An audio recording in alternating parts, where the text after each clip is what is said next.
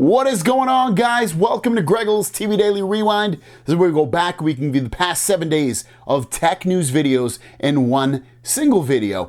And we covered a lot of information pertaining to the new Galaxy S23 Ultra and some specs we didn't even know about, performance on this device, and the 8th Gen 2 Snapdragon processor in general and how beasty and feisty it is. We talked about some Galaxy Z Fold 3 and Z Fold 4 breaks that will surely mess with your mind and things to look out if you do and what to do if these things happen to your phone and so much more. Enjoy this week and we'll see you in the next one. Story of the day has to do with the Galaxy Tab S8 FE, also known as Fan Edition. So this will be somewhat of a medium to, I wouldn't say higher tier, but mostly a medium tier processor, and then stuff on the lower end as well to keep the price down.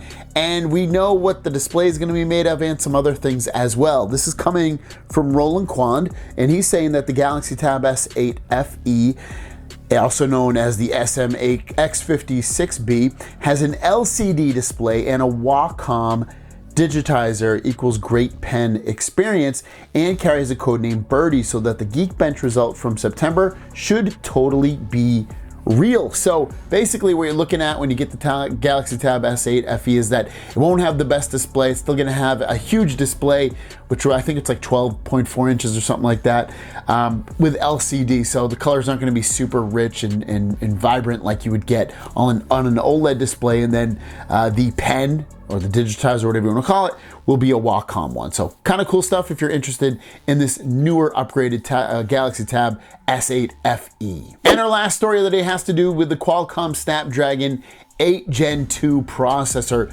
which is a crazy powerful processor. More details are coming out on this in terms of its performance capabilities and its efficiency capabilities to keep it in line with amazing performance, but also give it some decently ever sipping battery life. So let's take some looks at here, because this is the tweet that came out. Ice Universe put out a tweet for the Vivo X90 Pro Plus. This is the regular 8th Gen 2 processor. Look at these scores: 1480 on the Geekbench single core and 5106 on the multi-core score. Now, I want to tell you that the Galaxy S23 Ultra will be running the same 8th Gen 2 processor, but slightly amped up, more powerful. It's got higher core speeds than this one. Samsung signed an exclusive deal with Qualcomm to do such a thing. And to continue on with this, there was a post over on Reddit, and he pulled some information about the early testing that's promising. This came from a Weibo post from Golden Reviewer, saying that the Geekbench 3.1 easily outperforms, this is for the 8th Gen 2, it beats the A16 processor for Apple by 15%, while also using 10% less energy. And it's even closing in on the M1 GPU, which is the processor inside the laptops and computers of MacBooks and the of some of the other computers they have going on, which is a much bigger device than Samsung has, while using less than half as much power. So you're getting a ton of performance, but using half as much power. He also says same power consumption as the A15, but 22% more performance, marginally more power consumption than the A16, but with still 22% more performance. Similar performance to the Dimensity 9200, but way less power and therefore much more efficient. Look at the efficiency chart. It's basically unheard of.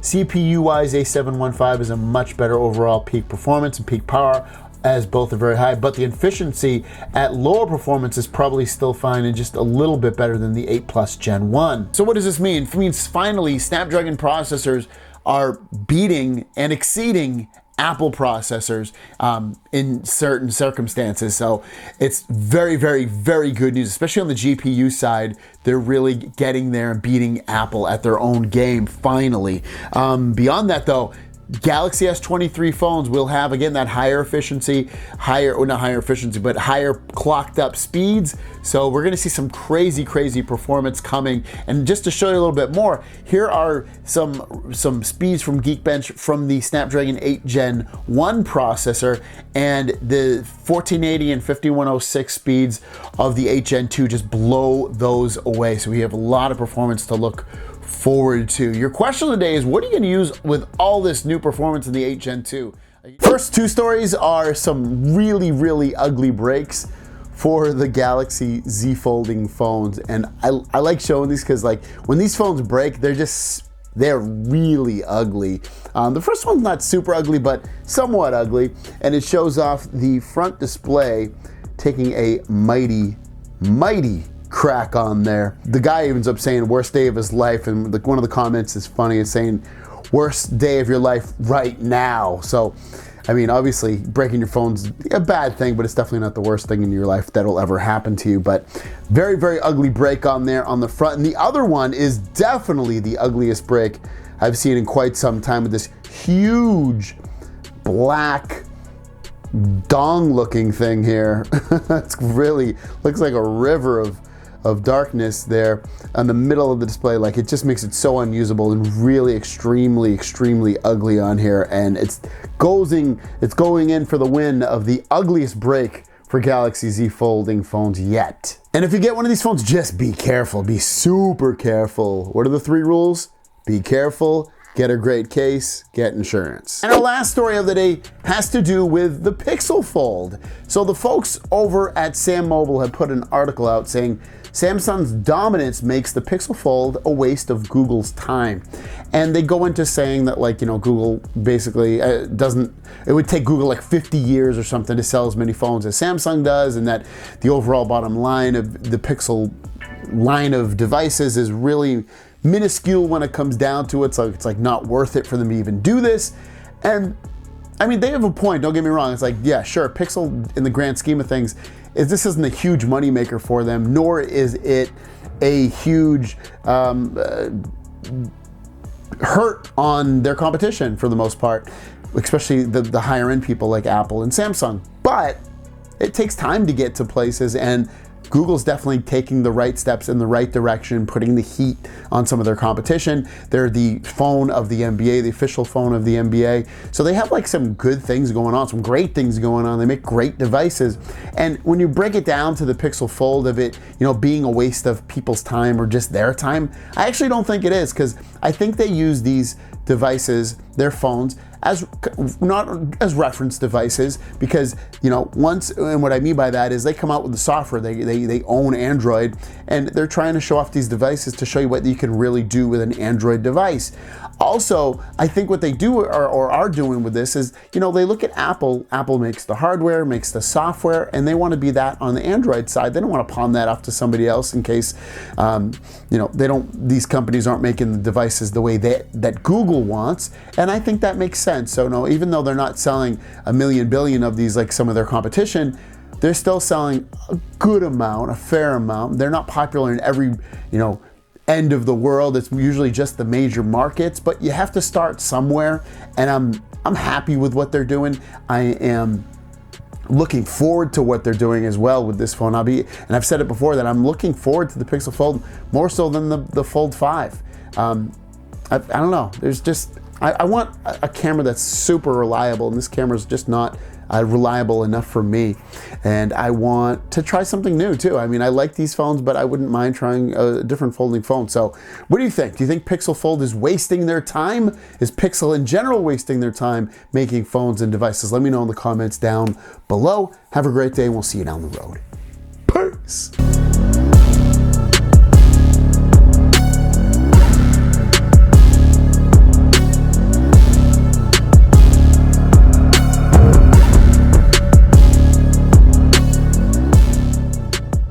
What is going on, guys? Welcome to Greg's TV Daily, your source for daily tech news. Make sure you subscribe so you know what's going on in the world of tech. How is everyone doing? I hope you're having a fantastic day. We've got one story for you overall, but it is a good story, and it is about Samsung Good Luck. I just did a video today about Samsung Good Luck where I showed you their new camera assistant app. I walked you through the whole thing. Check it out. It's linked in the description down below. But today's story is about a new module that's in beta that will be coming out for Samsung Good Luck just probably in the next few weeks or months, and it is called Galaxy to Share. And this is a much needed, I'm actually surprised it's not even just built into Good Lock app overall. It's going to be its own separate module, but what it is it is a way to share Good Lock settings and plugins among your Samsung devices so you don't have to reset everything up. And this is a app that is much, much needed. It is compatible with the Good Lock module and apps including Keys Cafe, ThemeStar, Lockstar, Sound Assistant, Home Up, Multistar, Clockface, Quickstar, Navstar, One Hand Operation, and more. And some key features from it are you can select and apply the settings you want in the recommended tab. You can manage and share the settings you have created. You can drop ship the settings created with Galaxy to Share, which is also a newer one, where you can send files and you can share through the app. So this is a fantastic, wonderful module coming. It's not out yet. It's in beta. I searched for it. I can't get it. At least I don't see how to get it. So I'll wait on it. When it comes out, I'll give you a full walkthrough of it. But very, very good and needed module coming to Samsung Good Lock to be able to share your settings with your friends, but also yourself, and not have to set everything back up again when you get these new devices. Let me know. But today, not a lot of news, as you know, because it's Thanksgiving. So I'm gonna give you a little how-to thing with your Galaxy Z Fold 4. So in this video, you're gonna be able to turn on and off automatically without having, you're gonna set a routine basically, so that when your phone is unfolded, screen rotation is on, and when it's closed like this, it's off. So I'm gonna show you how to do that. So let's get into the video. All right, so the first thing you wanna do is swipe down from the top, click the gear on the top right so that you go into settings. Once you're in settings, you wanna go down until you see modes and routines, go into there. The next thing that you wanna go into is routines at the bottom, and then hit the plus sign. It says if, add what will trigger this routine. So we're gonna click in there and we're looking for folding status. So look for folding status in here. There we go, tap that. And we're gonna do when it is completely open and hit done. Then below where it says then, we're gonna see add this routine, and we are looking for screen rotation. And we're gonna set it to auto rotate. We'll keep it at that. Done down below. I'm gonna hit save. It's gonna ask me for a name. I'll keep it at folding status. That one's a good one. I'll hit done. Now that we're back at the main screen of modes and routines, what we wanna do next is we wanna add the opposite. So hit the plus sign. It's gonna go to if, this will trigger. We're gonna go to folding status, completely closed, done. Then we're gonna go to the then. We're gonna go to screen orientation. We're gonna go to, depends how you want it, but basically we'll just go to portrait for that, because you know, maybe we don't want it to go landscape. Hit done, and then hit save. Folding status 2, well that's fine, or we could rename it when it's folding status closed, that would probably be fine. Done, and there we go. They are both on here now. All right, so now we have the phone like this. If I auto rotate it, you can see that still auto rotates, it's open. When I close it, it doesn't auto rotate because I set that, but when I open this back up, this will auto rotate, just to show you.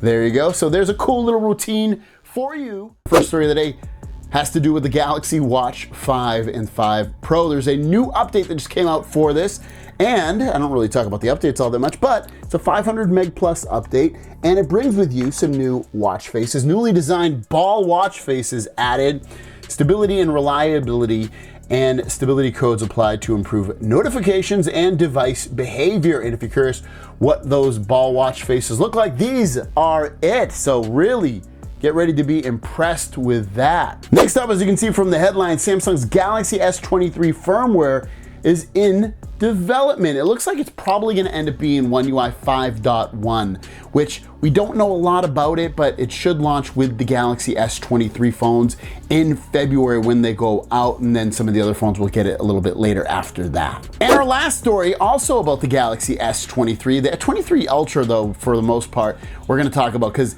there's potential that it's getting a new fingerprint sensor. Now, last week or the week before, we talked about the fingerprint sensor being the same size surface area on the display of the Galaxy S23 Ultra.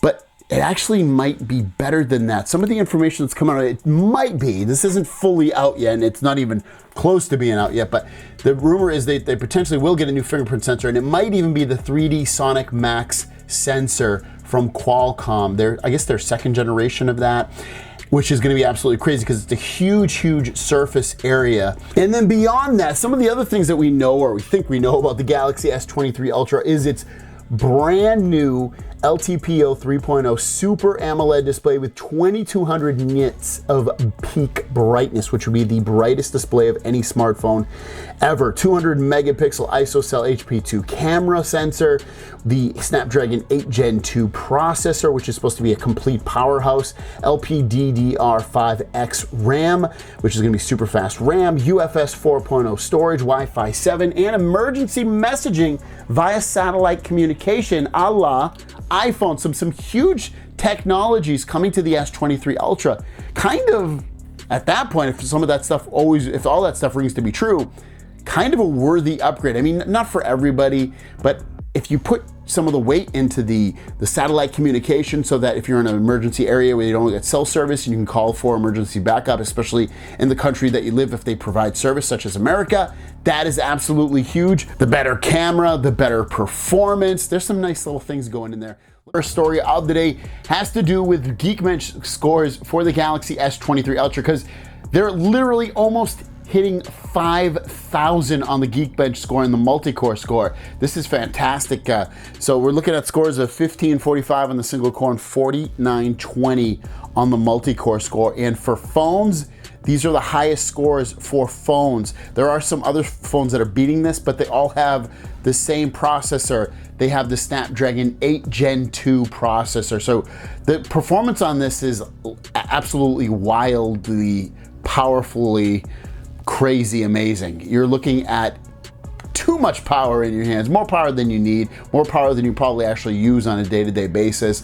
Even on most people will never need this much power. And I say it all the time, we're at the point of no return, not no return, but we're at the point of like, we have so much power, we need the efficiency. But that's the other great thing about the 8 Gen 2 is it's supposed to have crazy efficiency as well to go along with this amazing power. And I remember power this good is great for gaming for the most part, but also multitasking and with running hardcore apps and transcoding video and things like that. And the last story has to do with the Galaxy Z Fold 4 and Flip 4. And we've kind of talked about this before because Max Weinbach has had an issue with his display. And today, again, he put out another tweet. And the tweet today says, yep, these purple lines in the Flip 4 screen aren't normal. The same ones are on my Fold 4 screen. And he shows right where the little, kind of purple line heads down middle of the phone. And he's saying it's not normal. And I agree, it's not normal. I don't see it on mine. But if you go through the comments, one person ends up saying, and actually a lot of people ended up saying this, and they said that your screen protector is cracking.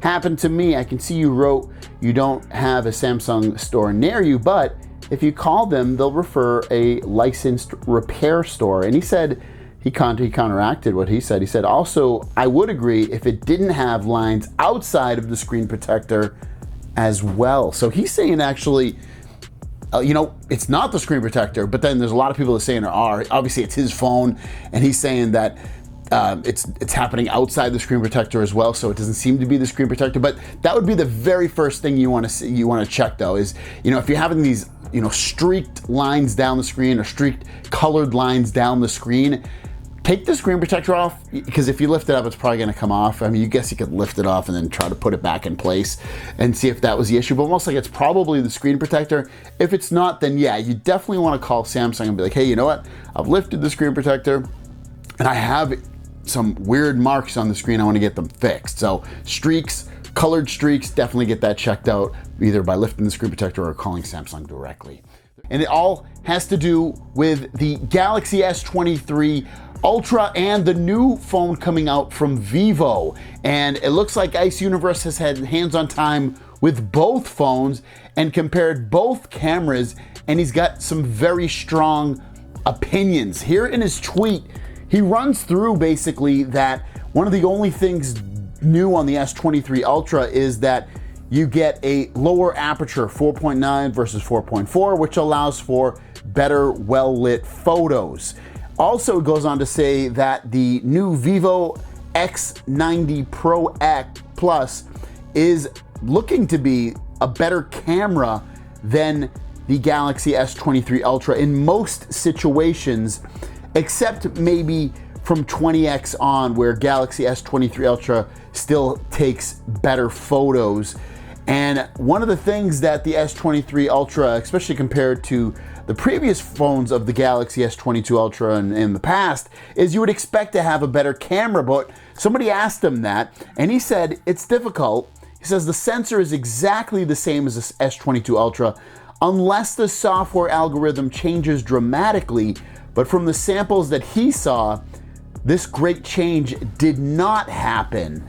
So that's kind of disappointing. He's saying basically that, you know, any changes in camera quality and camera performance and better overall pictures coming from a 22 Ultra to the 23 Ultra is seemingly non-existent. Now, to be fair, Samsung is still, I would assume he's using pre-release software for the Galaxy S23 Ultra, and obviously things can change in the next couple of months before this phone is released, but it's very telling at the same time and very disappointing potentially. But the disappointment comes into play when you want the big performance changes on the camera and you want better overall quality of photos in a massive way. We don't want it in a little way, we want it in a massive way. And it's seemingly, at least from his eyes and from pre-release software, the S23 Ultra just isn't there yet, or won't be at all compared to some of the competition, especially with some of the Chinese phones, and even maybe versus its own, you know, phones that came out just before it did. And it's not surprising, to be honest with you. We're seeing this a lot with phones that are here in America. You're not seeing huge or many changes at all with camera quality overall. And it's, again, it's kind of disappointing. But let me know what you guys think about the S23 Ultra camera. Do you have high hopes for it? Are you expecting what he's kind of saying about it? Are you thinking it's going to be bad? Let me know your thoughts in the comments down below. Have a great day, and we'll see you down the road. Peace.